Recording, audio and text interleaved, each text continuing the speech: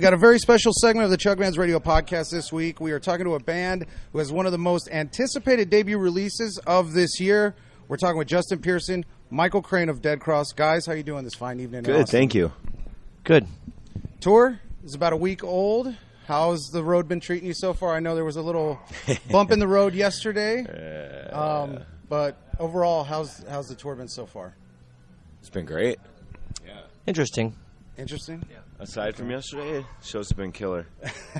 The show was good yesterday. Oh, that place was really small, but the sound, it was a killer show. I can't believe they got that many people into that little room that they did. The sound was horrible for us. For y'all? Yeah, so I hope it was good for you. Yeah, I was hanging towards the back of the crowd, and it sounded great in the back. So good. Well, sorry, that sucks. It sounded bad for y'all up there. Hopefully, it's a better show tonight. It's a very nice, very nice. Yeah, this venue is great. Secret Chiefs 3, their guys opening up for you. How's it been with those guys on the road? I mean, we haven't really gotten to spend much time with them or barely even talked to them, but they're incredible fucking musicians. The band is incredible, and they all seem like really nice guys, so far so good. Yeah, I was listening to their sound check and then seeing them last night, like their cover of the Halloween theme. Yeah, awesome. When I was walking in, that's their plan. I was just like, oh, wow. That's awesome. I think they're great, and I think it's cool to have like the Mr. Bungle tie. I think that's like, I don't know. I mean, like Crain and I are fans of that kind of stuff too as well. Like we'll always do, like with our other bands, try to like have family, musical family be part of like a package. So I think it's cool. I think it's rad. And with the album, just came out probably a little under 2 weeks ago, I'd say. I cannot stop listening since Monica sent me the copy. That's all I've listened to in my car since she sent it to me. Awesome. Love the album. How's it been received so far, the feedback you guys have gotten? I mean, we've been on the road, so I've only seen emails, but it looks like, we sold out of a lot of it already in a week, so that we brought with us. And I know reading online, different publications, blogs and stuff, they always use the term supergroup. I don't like that term. I think it's just a bunch of great musicians making great music. How would you guys categorize the band? It's a weird thing. I mean, I get it, but I also think it's just, I don't know. I mean, it's no offense to journalists or anything, but it's just kind of boring. I mean, it's always like, it's even like when bands are trying, or when journalists are trying to find like a genre to place you in as well. It's just a little odd, and I just chalk it up to art, and it's just people doing something. We're all friends, and just leave it at that. But I am kind of amused, like with certain things, like they'll ask like, how's it to be in a band, with Mike Patton, and I'll just be like, I don't know yet, I haven't met him yet, and they'll be like, oh really, that's crazy, you haven't met him yet, it's just, I don't know, it's just weird, it's weird questioning, I guess. Weird phrasing of questions. And like with the tour being, less than a week, I read that y'all only had like 4 days together to rehearse before the tour started, something like that? 4 days, yeah. 6. 6? Okay. So we can clear that up now. It was 6 days. And then the band actually formed late in 2015 with original singer Gabe Serbian. Correct. What was kind of the journey to kind of get where we are today, and kind of the history of the band and how the band formed? Well, Ross Robinson kind of got Lombardo and Crain and I into a studio together to work on a friend of his, like a demo of some tracks. So we were like kind of like the backing band to the singer-songwriter. And then from there, Lombardo needed to fill some slots for some shows, and so we put a band together, I think, in like 12 days. And then it was 3 shows, and then it became 9, and I think we played 9 shows with Gabe singing, and then we started recording, and then he parted ways, and we got Patton, and kind of been working on it since then. And how was the process that Patton did come into the mix with the band?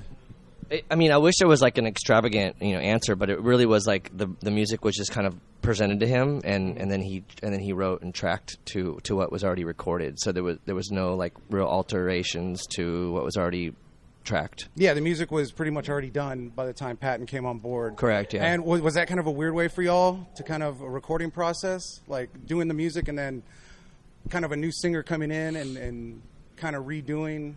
I mean, everything has been weird about the band, to be honest, really? Because, I mean, I don't think we had enough time to even, like, let it sit in with Gabe, It's just kind of like, everything was kind of, rushed and sort of thrown together in a strange way, and then only was it able to be understood in retrospect, you know. Mm-hmm. And was Patton already working with the band before you announced he was in the band? Because I know it seems like a timeline. You announced he was in the band, then all of a sudden it was like, oh wow, the record's coming out, like, you know. Or was Patton just that badass in the studio that he just knocked it out that quick? I think he was already working on it before we announced. Yeah, I would love to just say like he improv'd it, Just and went in over and- like in one weekend or something. But yeah, And I listening to it. My favorite track is the Bauhaus cover, Bela Lugosi's "Dead." What was kind of the band's decision on picking that as a cover song? Today was his birthday. yeah, Bella. Oh, is it? Yeah. Oh, what a perfect question. For Yeah, again, I wish we had a cool answer. We needed to fill time for our live show, and I knew the song was fairly easy and not expected of a band with, like, you know, the drummer for Slayer or whatever, and that was like kind of how it was like first presented. And so we threw it together. That was the thing, is because we had 12 days to write a live set, and we needed to buy some time, and it was something that we probably wouldn't forget on stage, you know. And then it took a life of its own, because for one, I think it is one of those songs that you kind of probably shouldn't cover, and there was a little bit of like sort of like skepticism, I think, from us and other people, like, oh, you're covering that, like might not be cool, you know, like, or appropriate, but I think once Patton tracked on it, it took its life and became something. It took a life of its own and became something. Because I know when I read that y'all were doing a cover of that song, because I like Bauhaus, I was like, holy shit. Hearing some of the first stream songs, I was like, I can't wait to hear the version that this is going to take. And I also read that you guys have been writing new material, you know, for the live shows. I heard some of it last night in the Houston show. Does that mean we might see a second record sooner rather than later? Possibly. Or a deluxe edition that has the newer, you know, or, you know, just another version of the debut album? No, well, we wouldn't add to it. We would just probably work on a new one? album. Yeah. Cool. Well, you have your own label, 31G, and you partnered up with Epicac Recordings, which is Patton's label, for the Dead Cross release. How did that partnership come together?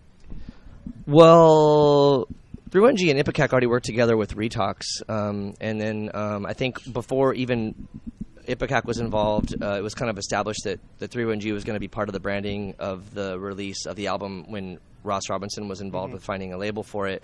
And then when Patton joined the band, he was one of, you know, like part of the agreement was like we would do it on Ipecac as well. So it just kind of became Ipecac and 31G as soon as Patton joined the band, and that was it. But I mean, I think the two labels are sort of synonymous in a lot of ways. I mean, they share a lot of common ground and you know, ethics and morals and things of that nature. So and just stylistically, they seem very fitting. So I think it just made sense, I guess. And I know both the labels are very artist friendly.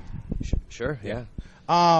With, I guess, technology, streaming, podcasts like my show, do you think it's been a lot easier for smaller labels like 31G and Epicac to get the music out to the masses?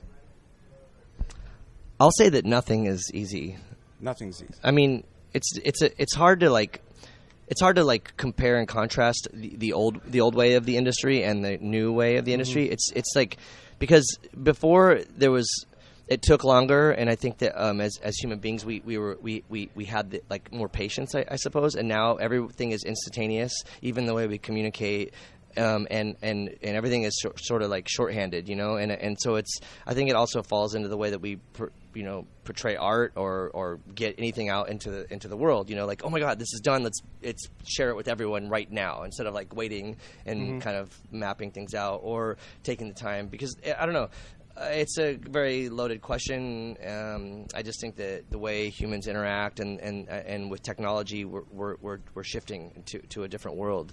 And a lot less legwork. Like back then, you had to actually get out, mail out, you know, CDs, kits to radio stations or wherever you were trying to get the music out to. And I agree that it's easier, but at the same time, I think that now things are a little bit less special because there's this like sort of larger landfill of stuff to sift through, you know. And before it was like maybe a percentage, you know, smaller, I suppose, because it was more. You had to put more effort into it, so people weren't just like, oh yeah, I'm gonna just release this record. And it was like, no, I've worked, and it's going to be really hard to get this record out, so I'm going to make sure it's, like, perfect. Now it's just like, I'll do it, and whatever, you know, and that's kind of like it. Because I know, like even with, like, my podcast, like, I started doing everything on my own. I set up my own home studio, and I have friends that have their own podcast, and they always tell me, like, oh, your podcast sounds so professional. It's like, yeah, I've had 14 years in radio. I know to put liners, to put sweepers, you know. Totally, yeah. You know, bumper music, stuff like that, you know, and it's almost sort of the same thing, you know. Sure.